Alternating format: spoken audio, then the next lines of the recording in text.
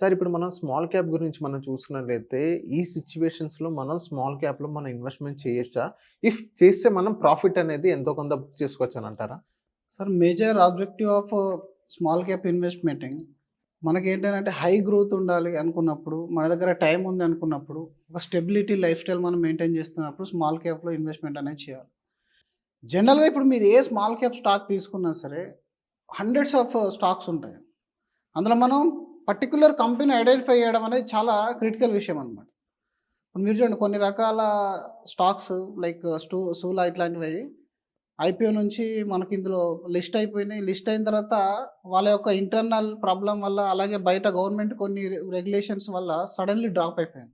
యాక్చువల్‌గా వైన్ ఇండస్ట్రీలో అదొక పెద్ద విప్లవాన్ని తీసుకొచ్చింది. మంచి ప్రాఫిట్ తీసుకొచ్చింది. కానీ ఆల్ ఆఫ్ సడెన్ ఏమైపోయింది, యాక్చువల్‌గా ఓవరాల్ యూసేజ్‌లో 1%, 2% ఉండే. కానీ ఆ ఇండస్ట్రీలో మాత్రం ఆ టైంకి అది లిస్ట్ అయిన టైంకి చాలా బాగా ప్రాఫిట్స్ అనేది తీసుకొచ్చింది. అలాగే మనకు అట్లాంటి కంపెనీస్ ఎన్నో ఉంటాయి. మల్టీ బ్యాగర్స్ ఉంటాయి స్మాల్ క్యాప్‌లో. మన దగ్గర ఎప్పుడైతే టైం ఉంటుందో, మనం ప్రాపర్ స్మాల్ క్యాప్‌ని ఐడెంటిఫై చేసుకొని గనుక ఇన్వెస్ట్‌మెంట్ చేస్తే, అది మంచి ఇన్వెస్ట్‌మెంట్ అనేది గ్రో అయ్యే ఛాన్స్ అనేది ఉంటుంది. కానీ జనరల్‌గా ఈ స్మాల్ క్యాప్ ఇన్వెస్ట్‌మెంట్ అనేది మనం రెగ్యులర్‌గా అనలైజ్ చేసి పెట్టాలి అనుకుంటే చాలా టైము, అలాగే చాలా పేషెన్సు ఇవన్నీ కూడా మనకు అవసరం. సో, మనం రెగ్యులర్‌గా మెయిన్ నిఫ్టీ 50 స్టాక్స్‌ని ట్రాక్ చేయడానికే చాలామంది దగ్గర టైం ఉండదు.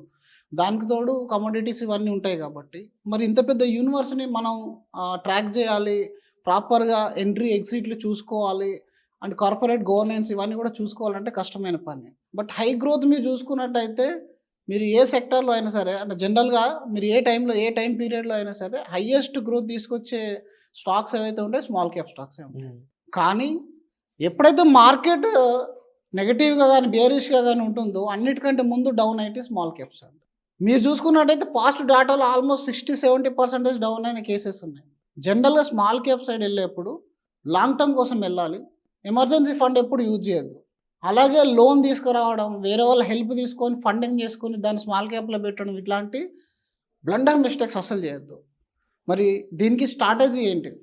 జనరల్‌గా 7-10 ఇయర్స్ టైం ఉండాలి మన దగ్గర స్మాల్ క్యాప్స్ తీసుకోవాలనుకుంటే. అండ్ ఇంకొకటి ఏంటంటే స్మాల్ క్యాప్స్ సిక్లికల్. అంటే ఇది ఎప్పుడు ఒకలా ఉండదు. ఒక 2-3 ఇయర్స్ బాగా బుల్లిష్ మూవ్‌మెంట్ ఉంది అనంటే నెక్స్ట్ మళ్ళీ బేరిష్‌కి వచ్చేస్తాయి.